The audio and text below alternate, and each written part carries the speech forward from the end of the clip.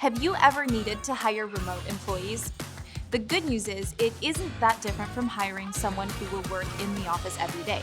But the process of hiring a remote team member can be stressful if you've never done it before.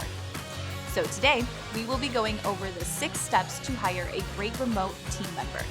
I'm Alex with Jotform. Let's jump right into it.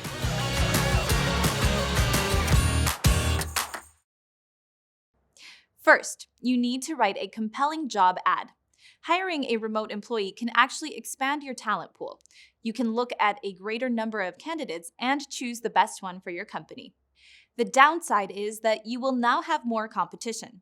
This means that you need to convey what it's like to work for your company and the details of the role. Once you have created your ad, you can share it on LinkedIn, Glassdoor, FlexJobs, and other job sites.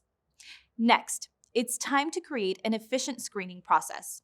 You'll want this process to be set in stone before applications start coming in. One great way to screen candidates is with Jotform. You can customize your form, then send it to your candidates who look like they might be a good fit based on their resumes and cover letters. You can include questions regarding salary expectations, their professional background, as well as their skills and personal experiences. It is also a good idea to leave a space on the form for your candidate to ask questions about the position and the company. Then it will be much easier for you to evaluate your candidates and get back to them for an interview. It's a good idea to utilize video calls for interviewing candidates. Allow 30 to 45 minutes for your initial interview. This will help you build a rapport with your candidate. This is a good time to ask open-ended, process-oriented questions. You can then see what a candidate would do in specific situations. You can ask them about how they would manage a specific project. This will show you their thought process and how they manage their workflow. Next, be sure to include multiple team members in the interview process. If a candidate does well in the initial interview, you can schedule a follow-up interview and include a few team members. One way to do this is with a test project or presentation. Your candidate can present their work to you and your team members. Then, half of your team can stay on the call and conduct a group interview while the other half drops off the call. Once the first group is done, the next group can get back on the call and conduct their group interview. This allows for your current team members to get a feel for your candidates. Now, before you make a decision, it's a good idea to make a list of key traits that a superstar candidate should possess. 2 big traits that you should look out for are enthusiasm and communication. If someone is really enthusiastic about the role, they will likely over-communicate. They will send follow-up emails with examples of their work and likely reply to your emails quickly. These are good traits for a remote team member to have since communication is more challenging when you're not in the same location. So, hiring someone who is comfortable asking questions and reaching out when necessary is absolutely vital. Another important trait to look for is organization.